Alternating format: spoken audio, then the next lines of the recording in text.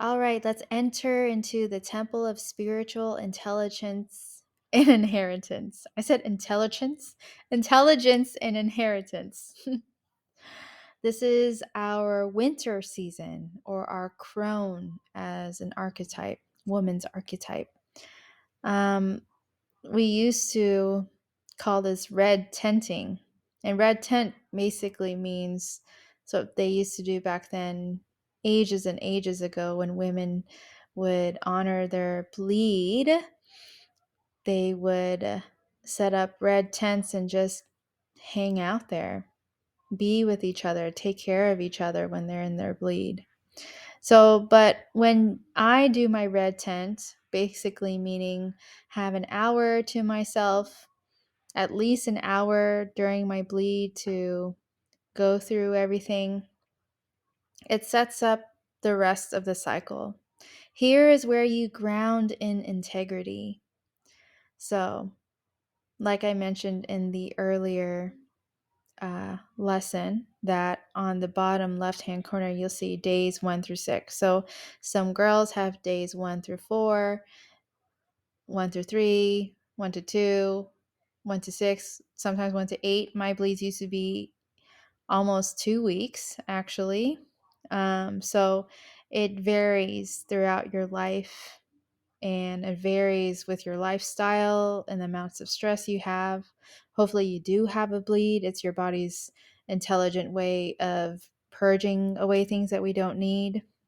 So, anyway, we'll get into it. In the body, what's happening is that all your hormones are low, because in our luteal phase, a phase that comes right before our bleed, all of our hormones get depleted.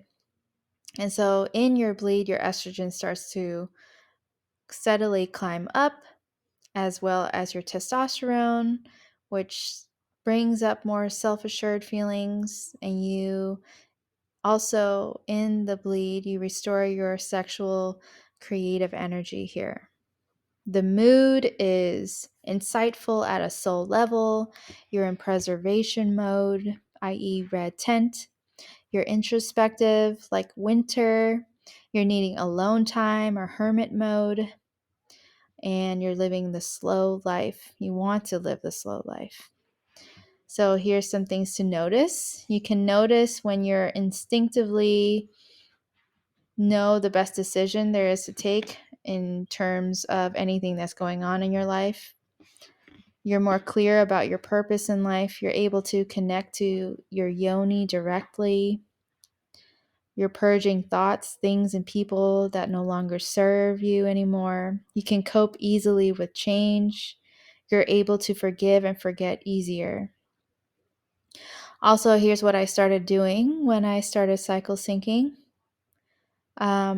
I have a little note on my phone that's called "Let Me Bleed on It." It's my let me bleed on it list.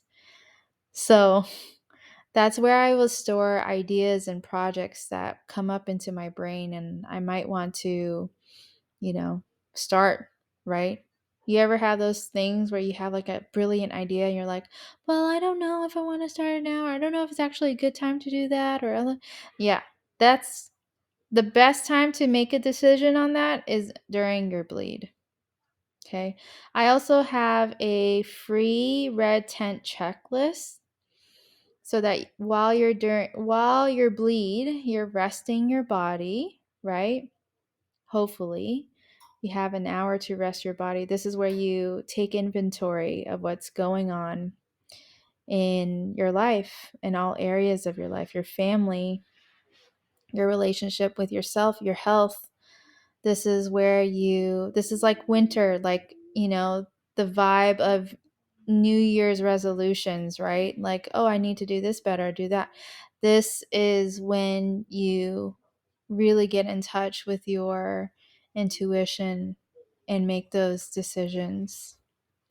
And in the realm of self pleasure, I'm a big advocate for self pleasure. This would be your dry phase. So lube might be needed. You have to give yourself plenty of attention to the clitoris. Just because you're on your bleed doesn't mean that you take a pause on self pleasure. Okay.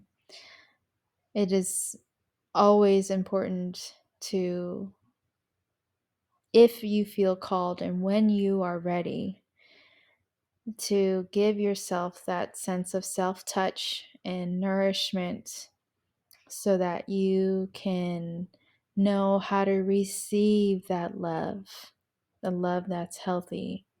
Okay. We're building that relationship with our bodies that the whole world has showed us not to. Okay. Cool. Anything else I want to say about the spiritual intelligence inheritance? Oh, I call it inheritance because there are deep wisdom that comes from our bloodline, our ancestors, and things. And if this is too woo woo for you, it's okay. Take it if it resonates. If it doesn't, that's also okay. Um, you can move on to the next lesson. But I do want to say that here is where you're most intuitive. Here, and also the temple that comes before this. You kind of feel, intuitively what is right for you, what is wrong, or what isn't the time. I wouldn't say wrong, but not the now time to do that activity, task, whatever that is that you are sitting with, right? Yeah. So I think that's all I have to say for the spiritual intelligence.